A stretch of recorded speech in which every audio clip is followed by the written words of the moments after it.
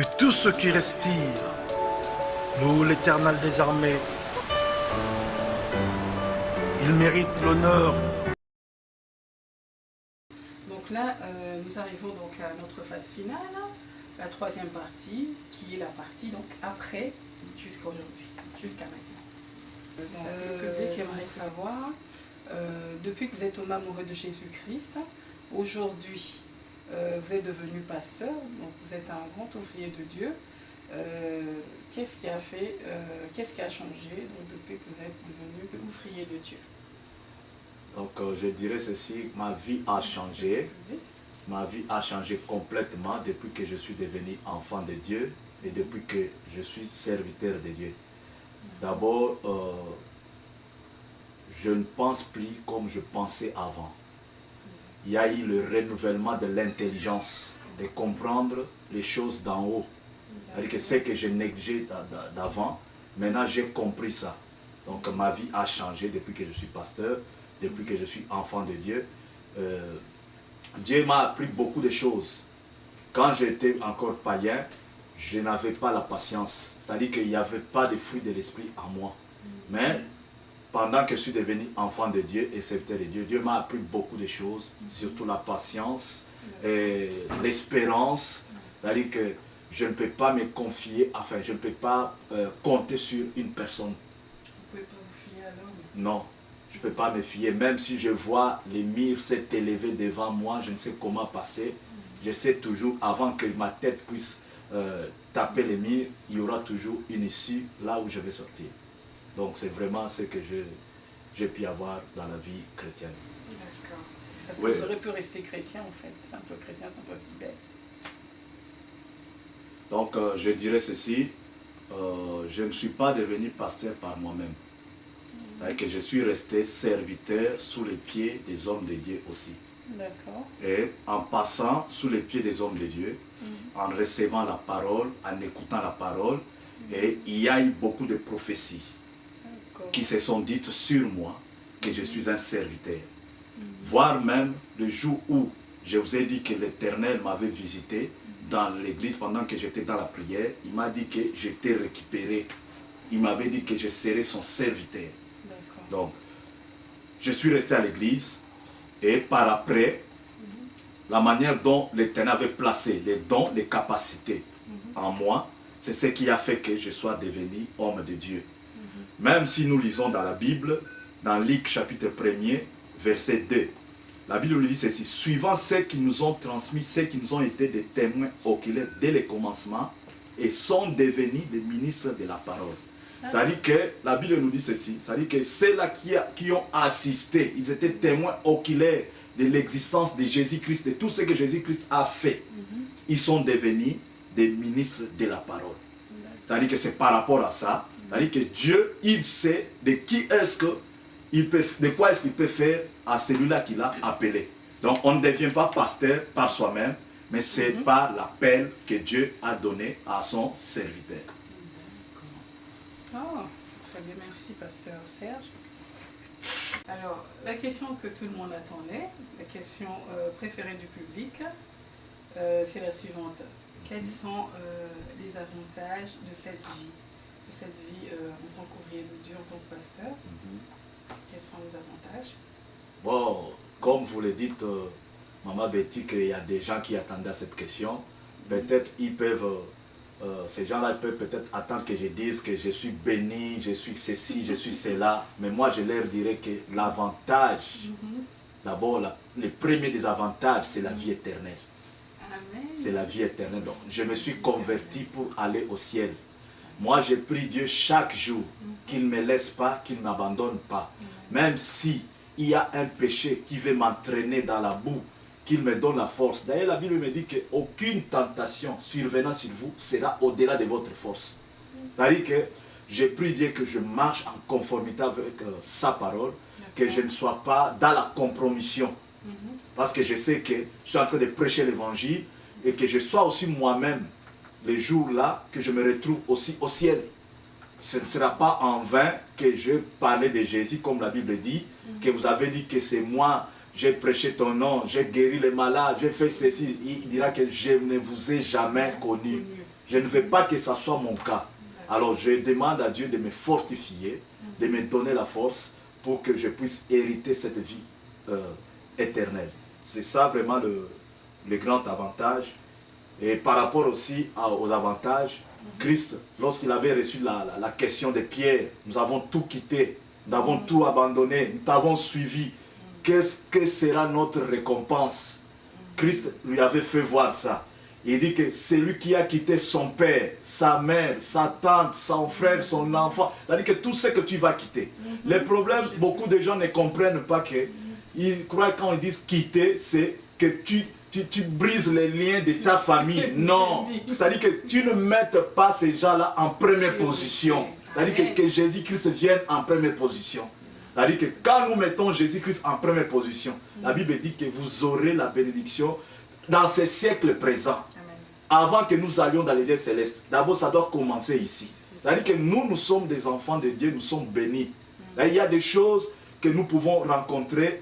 Il y a des bénédictions qui peuvent nous arriver. C'est-à-dire que nous n'allons pas forcer. C'est-à-dire que Dieu a déjà canalisé les choses sur nos chemins.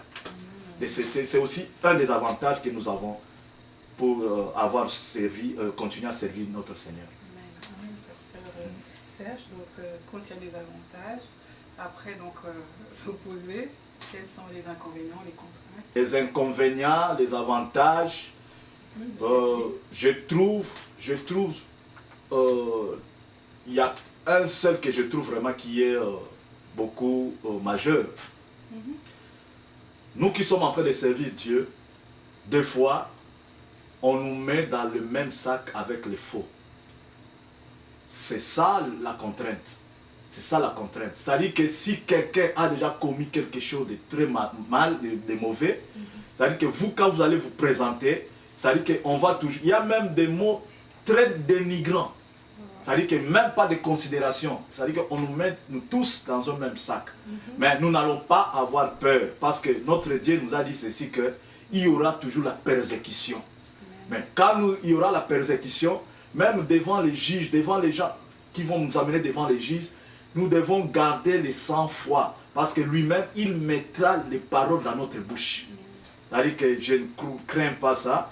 Il peut y avoir des faux parce que lui-même, il en avait déjà parlé qu'il y aura des faux. Nous qui sommes des vrais, comme la Bible dit que les enfants de Dieu triomphent toujours. C'est-à-dire que nous triompherons toujours. C'est un des avantages. Amen. Merci, Pasteur Serge. Merci vraiment d'avoir répondu donc, à cette question. Et donc, il nous reste une question avant donc, de terminer, de clore l'émission. Quelles sont vos espérances, votre vision du monde aujourd'hui, surtout en regardant l'Église actuelle? Quelle est votre espérance? Quelles sont vos espérances, votre vision par rapport à l'état de l'Église, du corps du Christ bien sûr? Moi, j'ai une vision, celle de pouvoir parler au peuple de Dieu, de pouvoir croire en Jésus-Christ. Parce qu'il y a de ceux-là qui croient à l'Église. Ils croient même au nom des pasteurs. Mais je vais dire une chose, ni le pasteur, ni l'Église ne pourra sauver. C'est seulement Jésus-Christ qui va sauver. Je me rappelle, quand je lis ma Bible, je vois comment est-ce que Jean-Baptiste, en train de crier dans le désert, ne parlait seulement de la repentance. Il dit que venez car le jour s'approche. Il faut que vous veniez, vous vous repentiez. Vous allez voir, la Bible nous fait voir que les gens venaient de partout. Aujourd'hui, le message de la repentance, il y a des gens qui disent même que ce sont des anciennes prédications. Or, la repentance, c'est un message percutant. C'est-à-dire que quand nous lisons la Bible, nous voyons comment est-ce que ça a attiré, lui qui était au désert. Mais il a attiré les gens qui étaient dans de bonnes villes, qui venaient dans le désert. Dans le désert, qu'est-ce que nous pouvons retrouver là-bas? Rien de bon. Or, la parole de Dieu était dans le désert. Lorsqu'il prêchait, il devait venir écouter. Et la Bible nous fait voir qu'il y avait même des personnes là qui commençaient à faire voir que non, et ils étaient des descendants de Moïse. C'est ce que je veux dire aujourd'hui. Il y a de ceux-là qui disent que moi je suis 100%. il y a des gens qui disent que moi je suis de tel, moi je suis de tel. C'est pareil avec ces gens-là qui disaient qu'ils sont des descendants de Moïse. Des descendants de Moïse, mais ils ne croyaient pas de ce que Jean-Baptiste disait, parce que Jean-Baptiste, il parlait de l'arrivée, de la venue de Jésus-Christ. Mais eux, ils commençaient à présenter Moïse. Or, ils savent que Moïse, c'était la loi. Or, Jean-Baptiste, il faisait la charnière entre la loi et la grâce. Il parlait de Jésus-Christ. Aujourd'hui, nous voulons faire voir au peuple de Dieu de croire au message de la repentance, de croire que Jésus-Christ, il vient bientôt. J'ai toujours l'habitude de dire une chose. Le bientôt de la Bible est différent du bientôt grammatical. C'est-à-dire que les gens peuvent dire que bientôt, depuis qu'on a toujours dit, il vient bientôt. Le bientôt là, tu es en train de penser, c'est le bientôt grammatical. Mais le bientôt de Dieu, ça a un temps qui a été déjà placé par Dieu. Amen. Que les gens le veulent ou pas, ça dit que ce temps-là s'accomplira toujours. Donc, c'est ce que je peux dire au peuple de Dieu, qu'ils croient au message de la repentance. C'est-à-dire que les gens, aujourd'hui, nous trouvons les gens qui vont à l'église, mais ils ne se sont jamais repentis. Ils ne se sont jamais repentis. C'est-à-dire qu'il y a une habitude d'aller. Les gens, ils disent d'ailleurs, entre guillemets, que je veux passer mon temps à l'église. On ne passe pas le temps à l'église. On va chercher, puiser quelque chose que tu en as besoin. La Bible dit, c'est l'étendue où éclate la gloire de Dieu. C'est-à-dire que si tu cherches les choses d'en haut, tu en auras. Si tu n'en cherches pas non plus, tu n'en auras pas non plus aussi. Donc c'est ce que je pourrais dire à cette réponse. D'accord, donc tout à l'heure, je vous avais interrompu en seconde partie parce qu'il y avait un passage par rapport à votre thème, Luc chapitre 4, verset 43. Voilà. Donc vous pouvez un petit peu nous en parler avant donc, de clore l'émission, Pasteur Serge. Ok, Luc 4, 43. Chapitre, verset 43. La Bible nous dit ceci, il faut aussi que j'annonce aux autres villes la bonne nouvelle du royaume de Dieu, car c'est pour cela que j'ai été envoyé. Il faut aussi que j'annonce, ça c'est Jésus-Christ qui dit. Lui qui est le maître de toutes choses, il dit qu'il faut, ça dit qu'il y a l'obligation, il y a les besoins. Aujourd'hui, c'est ce que nous devons faire, la propagation de la parole, ça doit être un besoin. Ça doit être une obligation de tout un chacun de nous, de ceux-là qui se disent enfants de Dieu. Les gens oublient pourquoi on les appelle les enfants de Dieu. La Bible dit qu'à tous ceux qui ont cru en son nom, il leur a donné le pouvoir de devenir. C'est-à-dire qu'au départ, tu n'étais pas devenu enfant de Dieu, mais tu as reçu le pouvoir de devenir. C'est-à-dire que tu as l'autorité avec toi. Tu as ce qu'on appelle en grec le dynamis, l'exousia, l'autorité, le pouvoir d'autorité. Tu as ça entre tes mains. Ce n'est pas un président qui t'a donné, ce n'est pas un roi ou qui que ce soit qui va mourir après. Parce que lorsque le roi, le président meurt, tout ce qui était comme loi, comme constitution dans son pays est abrogé, il y a même les changements. Mais nous connaissons quelqu'un qui avait vaincu la mort. Lorsqu'il nous donne cette ordonnance, ça dit qu'on ne peut jamais abroger cela parce que lui-même, il vit jusqu'à aujourd'hui. Il a vaincu la mort. C'est pourquoi il dit qu'il me faut aussi que j'annonce aux autres villes. Les gens veulent toujours s'accrocher dans un coin. Mais nous devons aller propager la bonne nouvelle partout dans le monde entier. C'est ce que je disais, même moi, mon ministère, c'est le ministère de Jésus-Christ évangélisé dans le monde entier. Dieu aidant, son œuvre va commencer à se réaliser dans les jours qu'il va vouloir. Et il va dans d'autres vies, c'est pour quelle raison? C'est pour annoncer la bonne nouvelle. La bonne nouvelle. La bonne nouvelle, c'est quoi? Il y a beaucoup de gens qui n'ont pas encore connu Jésus-Christ. Il y a de ceux-là qui sont restés dans des situations très critiques. C'est-à-dire qu'il y a maintenant la bonne nouvelle qui doit arriver, leur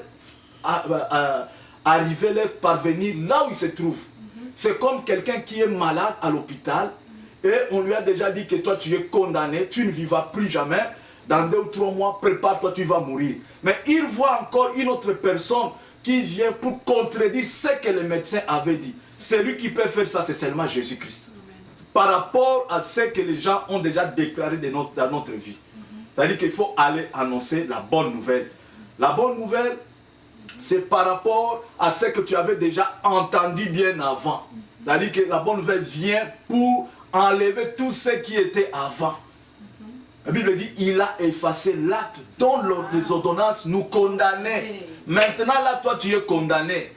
Moi, je me suis toujours plaint de ceux-là qui visitent aussi l'église, de ceux-là qui assistent à l'église, qui disent qu'ils sont des enfants de Dieu. Mais tu verras en train de lever ce qu'on est en train de dire dans sa famille, que ma tante m'a ensorcelé. Oh, mon grand-père m'a ensorcelé. Et d'ailleurs, si j'ai vu comme ça, c'est-à-dire c'est parce qu'il y a des choses familiales. Moi, j'ai hérité. Oh.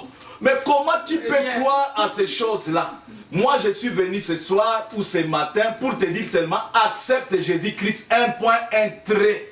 Et lorsque tu acceptes Jésus, c'est la bonne nouvelle dans ta vie. Ce qui a été condamné n'existera plus jamais dans ta vie. C'est-à-dire que accepte Jésus-Christ. Et la Bible continue en disant que il prêchait dans les synagogues. Si nous allons dans 44, il prêchait dans les synagogues. Donc tu peux prêcher dans les villes, tu peux prêcher aussi à l'intérieur de temples et tout consort. C'est-à-dire qu'il ne faut pas que nous soyons statiques. L'évangile n'est pas statique. L'évangile en soi, il est dynamique. Donc c'est par là que je pouvais un peu répondre et terminer à cette question-là.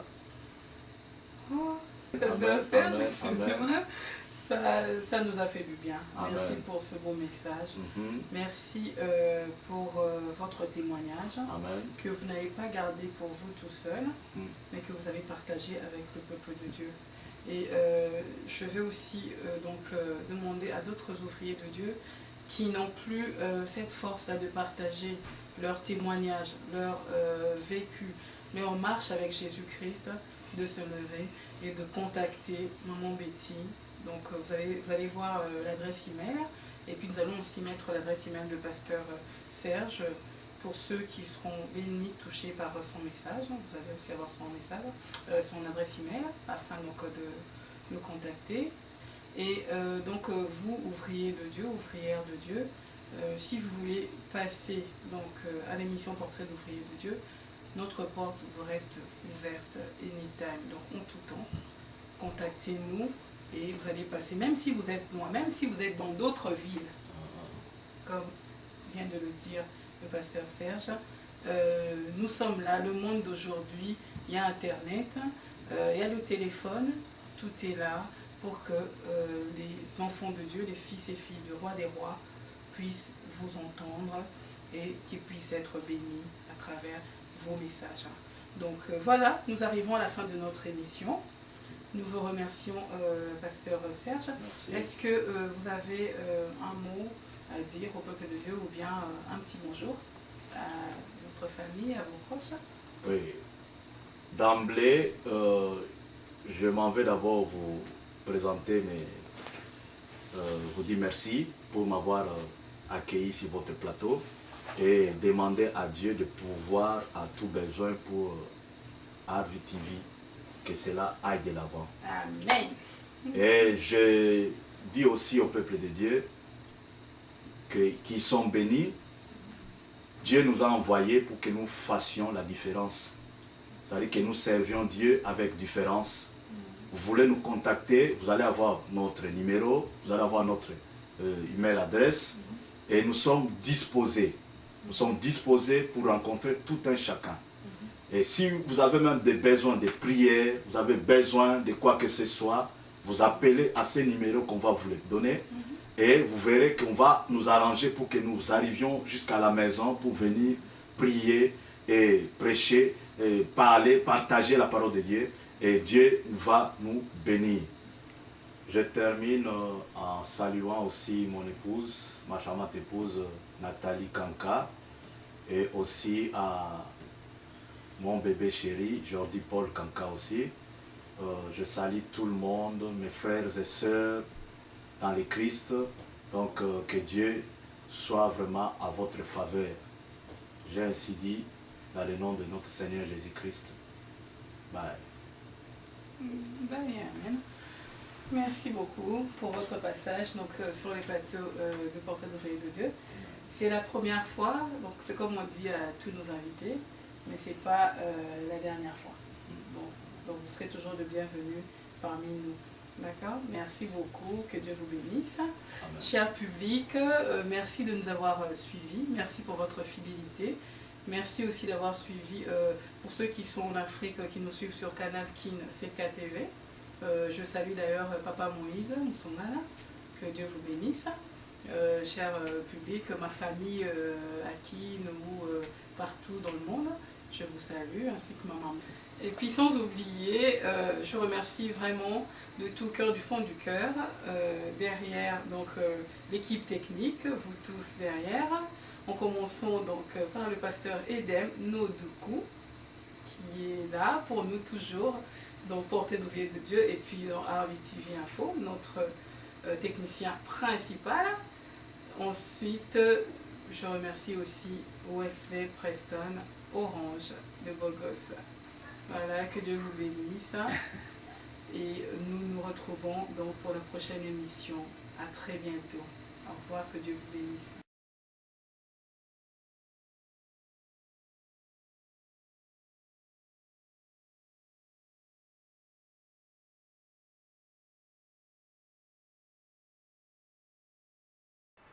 Que tout ce qui respire loue l'Éternel des armées. Il mérite l'honneur, la gloire et la majesté.